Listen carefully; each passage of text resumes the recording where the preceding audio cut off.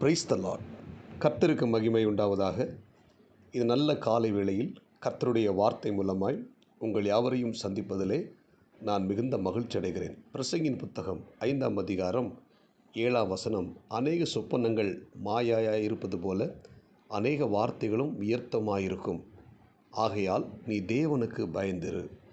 பிரசங்கியின் ஆசிரியர் சொல்லுகிறார், நீ தேவனுக்கு பயந்திரு என்று சொல்லுகிறார். அன்புக்குரிய தேவனுடைய பிள்ளைகளே, இந்த இறை வார்த்தை கேட்கிற நாம் ஒவ்வொருத்தரும் தேவனுக்கு பயந்திருக்க கற்றுக்கொள்ள வேண்டும். இன்றைக்கி பார்த்திங்கன்னா, தெய்வ பயம் இல்லாத ஒரு காலத்தில், ஒரு உலகத்தில் நாம் வாழ்ந்து கொண்டிருக்கிறோம்.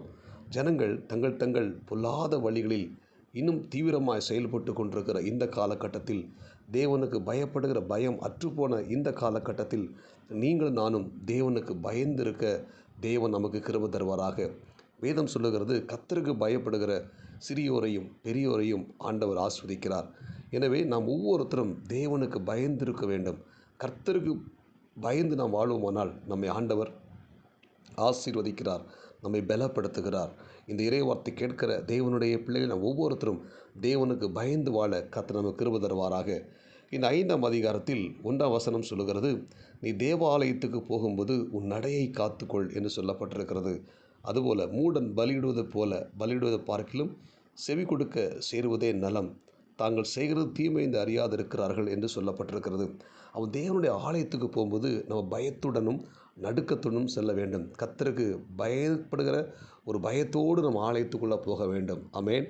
இன்றைக்கி பார்த்திங்கன்னா, நம்ம சபைக்கு போகிறோம், ஆண்டவர் ஆராதிக்க போகிறோம்.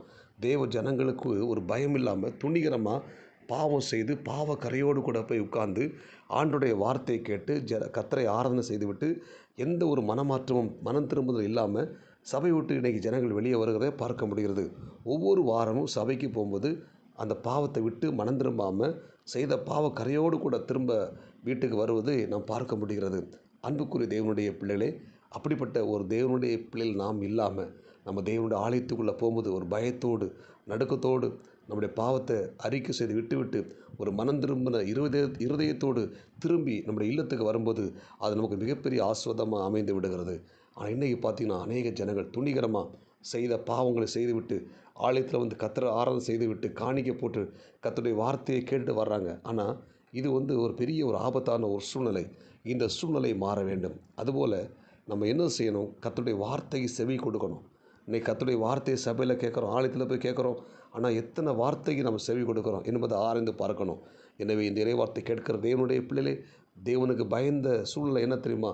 நம் தேவனுடைய ஆலயத்துக்கு போகும்போது ஒரு பயத்தோடு ஒரு நடுக்கத்தோடு நம்ம தேவ சமூகத்தில் போய் உட்கார்ந்து அவரை ஆராதிக்கும் போது பாவத்தை விட்டு மனம் திரும்பி ஒரு நல்ல ஒரு மனம் திரும்புதல் அனுபவத்தோடு கூட கர்த்தருடைய வார்த்தை கேட்டு அதன்படி நடந்து அதை கீழ்ப்படுகிற ஒரு கிருபை நமக்கு ஆண்டவர் கொடுத்து நம்ம அப்படியே சபை விட்டு வெளியே வரும்போது அதுதான் நமக்கு மிகப்பெரிய ஒரு ஆசீர்வாதம். எனவே கர்த்தருக்கு பயந்து நம்ம என்ன ஆலயத்துக்குள்ளே போகும்போது ஆண்டவருக்கு பயப்படுற பயம் நமக்குள்ளே காணப்படணும். 2வது சொல்லப்பட்டிருக்கு, பரிசுத்த அலங்காரத்துடனே கர்த்தரை தொழுது கொள்ளுங்கள். ஒரு பரிசுத்த அலங்காரம், ஒரு பரிசுத்தத்தோடு கூட என்ன ஆண்டவர் ஆராதிக்கணும். அப்படிப்பட்ட கிருபை நமக்கு தேவன் தருவாராக. 2வது பார்த்திங்கன்னா, 2ஆம் வசனம், தேவ சமூகத்தில் நீ துணிகரமாய் உன் வாயினால் பேசாமலும் மனம் பதறி ஒரு வார்த்தை சொல்லாமலும் இரு. தேவன் வானத்தில் இருக்கிறார், நீ பூமியில் இருக்கிறார், ஆகையால் உன் வார்த்தைகள் சுருக்கமாக இருப்பதாக. 2வது, தேவ சமுதரை துணிகரமாக உன் வாயினால் பேசாமலும் மனம் பதறி வார்த்தை சொல்லாமலும் இரு என்று சொல்லப்பட்டிருக்கு. அப்போ நம்முடைய வார்த்தைகளை கவனமாக இருக்கணும். நம்ம தேவ சமுதில் போய் ஆண்டவர் ஆராதிக்கும் போது, அவரை துதிக்கும் போது நம்ம வார்த்தையில் ஆண்டவர் பார்க்குறார். இன்றைக்கி பார்த்தீங்கன்னா, ஜனங்கள் தங்கள் வார்த்தையினால் பாவம் செய்கிறார்கள். 6ஆம் வசனம் சொல்லுகிறது, உன் மாம்சத்தை பாவத்துக்குள்ளாக்க உன் வாய்க்கு இடம் கூடாதே. ஆமென். அப்போ வார்த்தை மூலமாக நம்ம என்ன செய்கிறோம்? பாவம் செய்து விடுகிறோம். சிலரை காயப்படுத்தி விடுகிறோம். தேவையில்லாத வார்த்தைகளை சொல்லி அவங்கள துக்கப்படுத்தி விடுகிறோம். அவங்கள மனம் வேதனையை அடைய செய்து விடுகிறோம். எனவே நம்முடைய வாயின் மூலமாய் நாம் பாவம் செய்து விடாதபடி நம்முடைய வாய்க்கு ஆண்டவர் காவல் வைக்க வேண்டும். சங்கீதக்காரன் சொல்லும்போது, ஆண்டவரே என் வாய்க்கு காவல் வையும். அப்போது நம்ம வாயினால் நம்ம மற்றவர்களை காயப்படுத்திடக்கூடாது. நம்முடைய வார்த்தைகள் மூலமாக மற்றவர்களை வேதனைப்படுத்திடக்கூடாது. அந்த வாயினால் நம்ம பண்ணுகிற அந்த பாவம் நம்முடைய மாம்சத்தை கரைப்படுத்தி விடும். எனவே இறைவார்த்தை கேட்கிற தேவனுடைய பிள்ளைகளை நாம் தேவனுக்கு பயந்து வாழ்வோம். முதலாவது, ஆலயத்துக்கு போகும்போது நம்ம ஒரு பயத்தோடு கர்த்தருடைய வார்த்தைக்கு செவி சாய்த்து கீழ்ப்படிந்து நம்ம பரிசுத்தமாய் வாழ்வோம். 2வது, நம்முடைய வாயை காத்துக்கொள்வோம். வாயினால் பாவம் செய்யாதபடி நம்ம கர்த்தருக்கு பயந்து வாழுவோம். மற்றவர்களை காயப்படுத்தி விடாமல், துக்கப்படுத்தி விடாமல், நம்முடைய வார்த்தைகளை நம்ம கவனமாக பேசுவோம். நம்மை கர்த்தர் ஆஸ்வதிப்பார். ஜெபிப்போமா?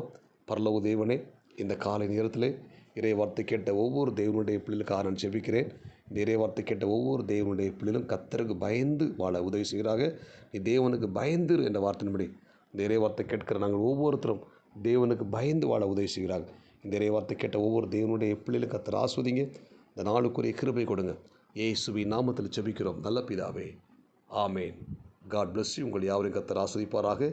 இந்த நாள் உங்களுக்கு இனிமையாய் அமையட்டும். ஆமேன்.